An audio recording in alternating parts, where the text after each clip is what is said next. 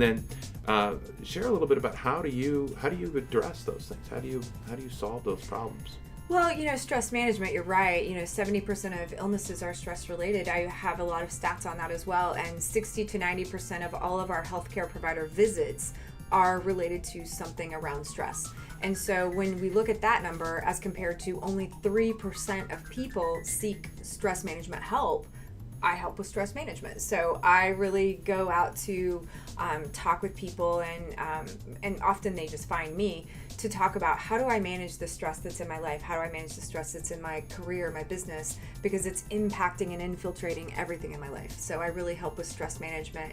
Overall, we look at business and life, and then we start digging into a little deeper how we can create more fulfillment in the areas that are priorities to them. And you mentioned you have sort of a 5-step process. The first one is a little bit of finding about where you're at today, right? You want to walk us through that?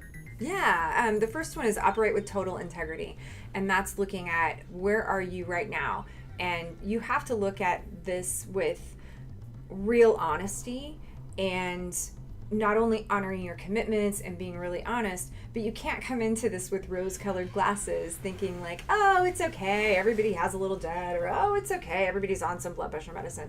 You have to come into this with a real honest approach of where am I right now, and what is frustrating about it, what's irritating about it, why is this agitating me, and what do I want to fix, how do I want to change it? And so having the clarity of where you are now and sort of where you want to go, but operating with total integrity in each different aspect of your life, that really gives us a good starting point. And if we're not operating in total integrity in business and in life, then none of the other steps are going to work. One of the places I find with clients from an integrity standpoint, they'll make a commitment to a client, they'll do everything they can to make it happen, but the one person that they shortchange is themselves, right?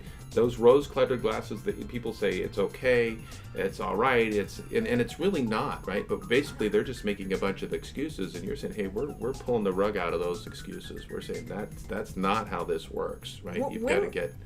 When did it become okay to go to a doctor, have a diabetes or blood pressure issue or heart issue or anything, and the diagnosis is sentencing you to a life on medication?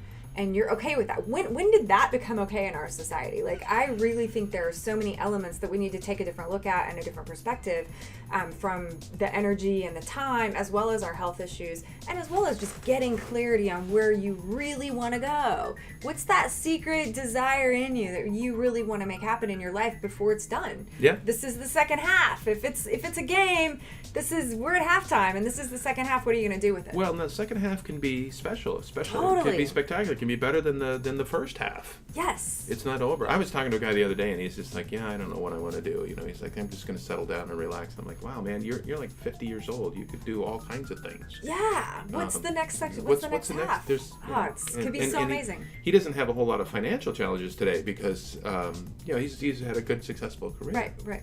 But, I don't know. I think he's going to work through that. We had some discussions that kind of helped him push that direction.